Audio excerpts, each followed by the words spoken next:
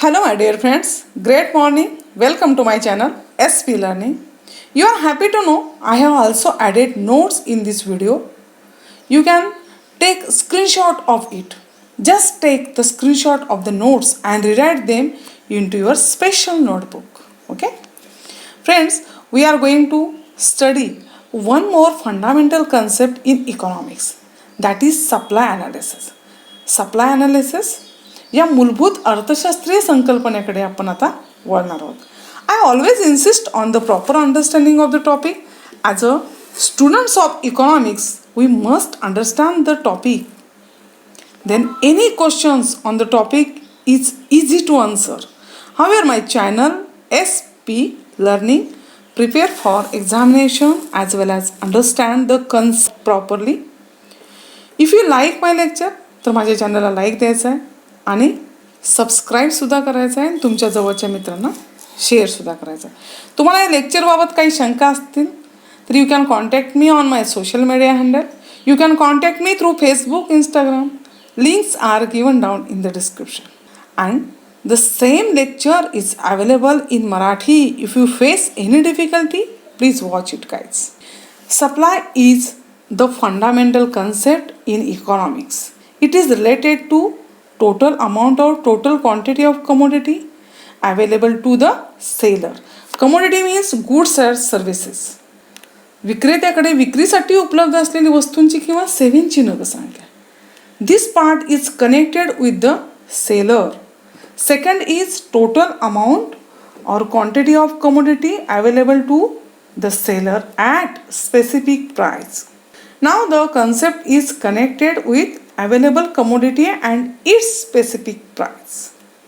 येथे विक्रीसाठी उपलब्ध असलेल्या वस्तूंची नगरसंख्या आणि तिची विशिष्ट किंमत. Okay, the total amount of goods और services available for sale at any specific price is known as supply. The total amount of goods or services available for sale at any specific price is known as supply. Okay? Of the topic, we need to know three important concepts. These are total output, stock and supply. Supply is closely connected with this concept. पुरवठा ही एक प्रवाही आणि सापेक्ष संकल्पना आहे. सापेक्ष का, तर वस्तूच्या किमतीनुसार ती बदलते. या प्रकरणामध्ये आपण हे सर्वात जास्त लक्षात ठेवण्यासारखं गोष्ट. Okay, now let us turn definition of Paul Samuelson. According to Paul Samuelson, supply refers to relation between market price and the amount of goods that producer are willing to supply. Supply means the seller is willing to sell certain amount of quantity of commodity out of his stock at a given price at a given period. विशिष्ट वेळी विशिष्ट किमतीला वस्तूच्या साठ्यातील जो भाग प्रत्यक्ष बाजारात विक्रीसाठी आणला जातो त्यालाच पुरवठा असे म्हणतात. Okay, supply schedule. Supply schedule present relationship between the price of commodity and seller willingness to sell the amount of commodity. विक्रेता वस्तूच्या पुरवठ्यात वस्तूच्या किमतीनुसार कसा बदल करतो हे आता आपण बघणार आहोत. Okay guys, it is the list of different price and quantity of supply of commodity. तुमच्या लक्षात येईल की वस्तूचा पुरवठा हा वस्तूच्या किमतीवर अवलंबून असतो. Supply schedule is closely associate with the price and quantity. विविध किमतीवर पुरवल्या जाणाऱ्या वस्तूंच्या नगरसंख्येचे वर्णन करणारे हे टेबल आहे. पुरवठा वेळापत्रक म्हणजे पुरवठा किंमत आणि एखाद्या विशिष्ट किमतीसाठी पुरवल्या जाणाऱ्या वस्तूंच्या नगरसंख्येविषयी माहिती मिळवण्याचे हे अतिशय सोपे साधन आहे. याचा वापर पुरवठा नियमावर प्रकाश टाकण्यासाठी केला जातो. आणि दुसरं म्हणजे पुरवठा वक्र मिळवण्यासाठी देखील याचा वापर केला जातो.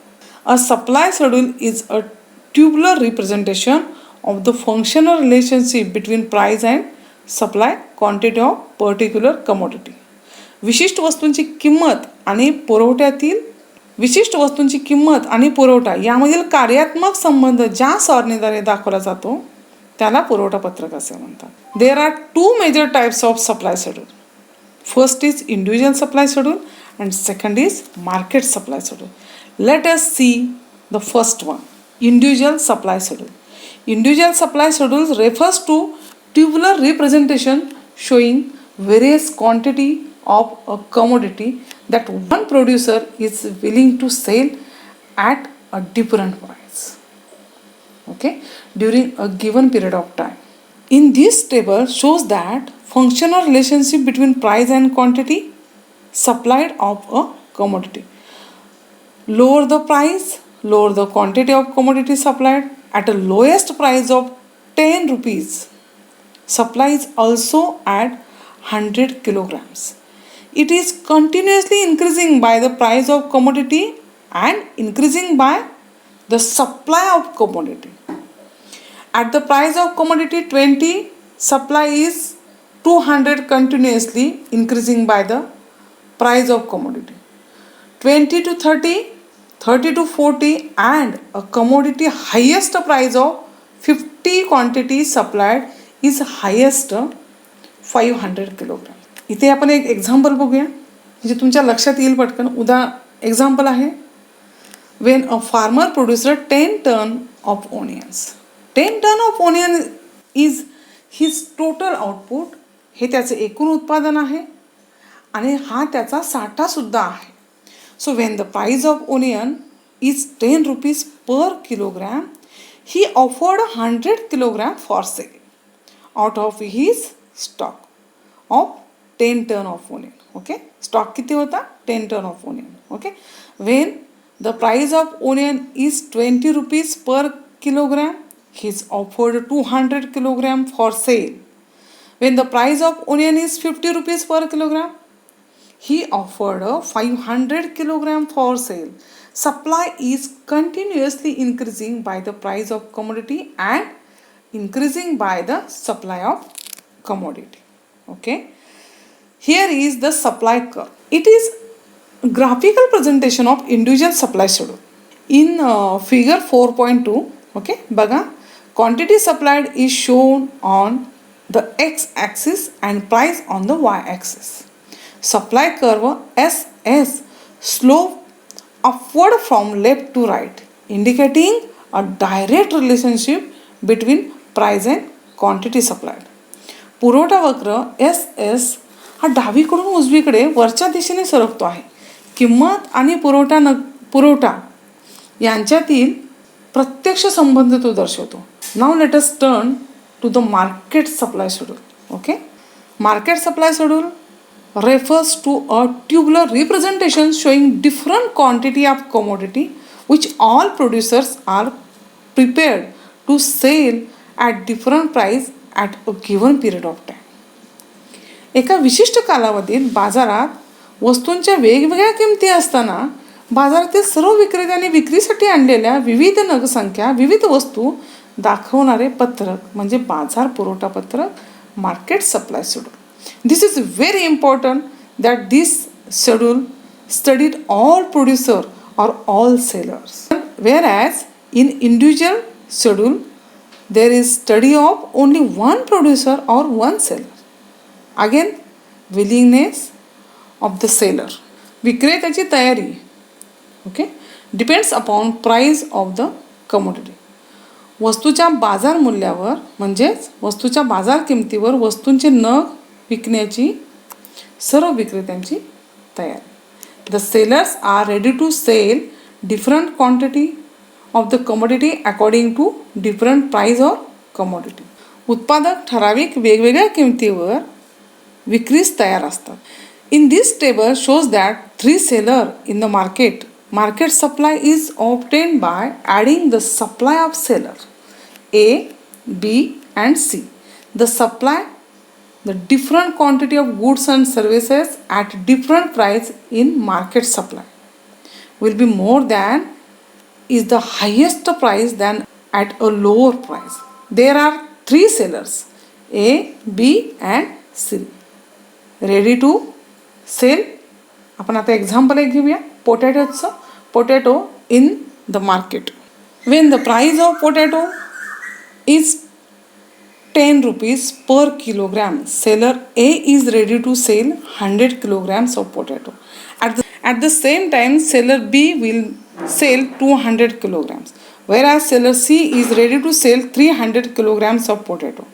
So the market supply of potato is, when the price of 10 rupees per kilograms, market supply is A plus B plus C, 100 plus 200 plus 300 is equal to 600 kilograms. When the price is increased from 10 rupees to 20 rupees per kilogram, the seller are ready to sell more quantity of potatoes. वस्तूंची किंमत वाढली की बाजारात पुरवठा कसा वाढतो ते तुमच्या लक्षात येऊन जाईल बघा. You have seen in the table that seller A is ready to sell 200 kilogram of potato. At the same time, seller B will sell 300 kilograms of potato, whereas seller C is ready to sell 400 kilograms of potato. Okay, so the market supply of potato from seller A plus B plus C at 20 rupees per kilogram is 200 plus 300 plus 400 is equal to 900. At the highest price of 50 rupees, the market supply is also reached to the highest level. Seller A plus B plus C supply 500 plus 600 plus 700 is equal to total 1800 kilograms. तुमच्या लक्षात आले असेल की वस्तूची किंमत 10 रुपये असताना बाजारात 600 किलो पोटॅटोचा पुरवठा झाला. शेवटी जेव्हा तो 50 रुपयेपर्यंत त्याची किंमत वाढली तेव्हा सर्व विक्रेते म्हणजे ए प्लस बी प्लस सी यांनी 1800 किलो बटाट्यांचा पुरवठा मार्केटमध्ये केला. Here is the market supply curve. It is a graphical presentation of market supply schedule. आता मार्केट सप्लाय कर्व समजायला खूप सोपे होईल. Just watch the graphs or figure 4.3. It is on your screen ना. Quantity of commodities supplied by the seller is shown on the x-axis and price on the y-axis. सर्व विक्रेत्याने केलेली वस्तूंच्या नगसंख्येची नोंद x अक्षावर आहे आणि किंमत y अक्षावर आहे. Supply curve SS slope upwards from left to right, indicating a direct relationship price and market supply. पुरवठा वक्र SS हा डावीकडून उजवीकडे वरती जाणारा आहे. तो वरती सरकतो आहे. त्या किंमत आणि बाजार पुरवठा यांच्यातील हा प्रत्यक्ष संबंध दर्शवतो. Okay, I hope you will understand the concept properly. Thank you so much guys.